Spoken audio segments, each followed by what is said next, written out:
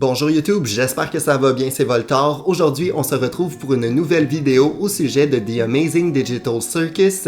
On se retrouve aujourd'hui pour parler d'un personnage des plus mystérieux. Kane est en fait représenté comme étant le vilain de la série, mais l'est-il réellement? On sent qu'il est en contrôle de tout, qu'il a des pouvoirs assez puissants. Comparativement aux autres personnages, on se retrouve avec quelqu'un qui est en contrôle. On retrouve aussi la puissance de pouvoir éliminer, par exemple, un PNJ lorsqu'il le veut.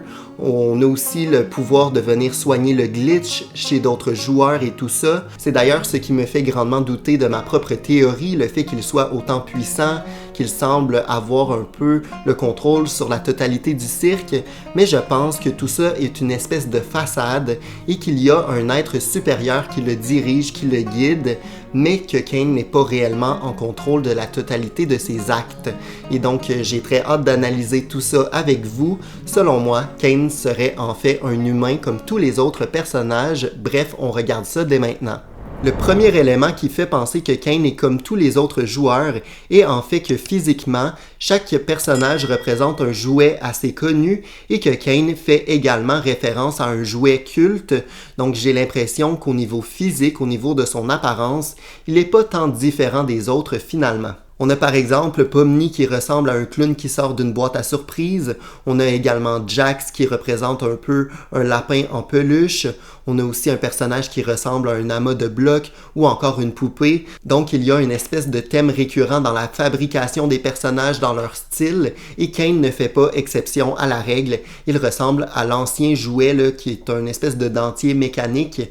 Donc j'ai l'impression qu'il fait partie du lot et qu'il n'est pas si différent des autres. Un autre élément qui me fait grandement douter de Kane, c'est le fait qu'il soit autant anxieux, stressé, le fait qu'il veuille vraiment contrôler l'entièreté de ce qui se déroule dans le cirque.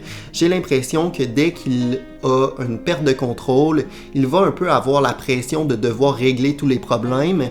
Donc ça me fait penser qu'il est un peu regardé par quelqu'un, qu'il est surveillé, et c'est pourquoi il est autant anxieux qu'il veut pas sortir des règles et tout ça. J'ai l'impression que dès qu'il va un peu sortir du sentier battu, de ce qui est prévu, on va avoir quelqu'un qui va venir taper sur ses doigts, lui dire que c'est pas correct, et c'est pour ça qu'il veut s'assurer que tout se passe bien, que tout soit en ordre, pour ne pas être éliminé, remplacé, peut-être contaminé par le glitch. Donc j'ai l'impression qu'il a cette pression-là. Donc ça me fait aussi penser qu'il ne veut pas perdre son rôle, sa place dans le cirque, donc qu'il est potentiellement un autre joueur comme tous les autres personnages. Je crois que si Kane faisait partie du programme en tant qu'intelligence artificielle, il n'aurait pas peur que les gens quittent par la porte de sortie, parce qu'on le sait pertinemment qu'à chaque fois qu'il y a un joueur qui quitte le jeu, on se retrouve avec un nouveau qui le remplace. Alors pourquoi il aurait peur que les gens s'enfuient du jeu, sachant qu'il y aura toujours de nouveaux joueurs? Donc cette partie-là me fait grandement douter, ça me fait penser que Kane doit respecter des ordres qui lui viennent de quelqu'un de supérieur et c'est pourquoi il doit faire respecter l'ordre dans le cirque. Donc j'ai l'impression qu'il a conscience qu'il peut tout perdre à tout moment s'il décide d'être un peu flexible avec les joueurs. Comme je l'ai mentionné plus tôt, je pense que c'est un joueur assidu qui est là depuis longtemps et qui ne veut pas perdre sa place de choix, donc il doit respecter une certaine autorité des ordres d'un être supérieur et c'est aussi pourquoi il a tant de pouvoir concernant le glitch par exemple. Donc selon moi, Kane est en danger. Je pense qu'on va apprendre qu'il n'a pas le contrôle absolu et ça va un peu faire une twist au niveau du scénario pour la suite de la série. En tout cas, j'espère avoir raison. Ça nous donnerait également un doute sur qui est réellement le vilain de l'histoire.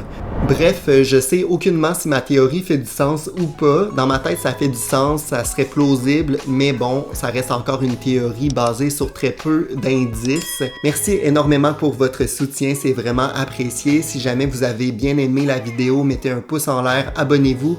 Mettez-moi également en commentaire, en fait, vos théories, vos idées, ça me fait toujours plaisir de vous lire. Dans tous les cas, on se retrouve très bientôt pour une nouvelle vidéo sur ma chaîne. À bientôt. Ciao!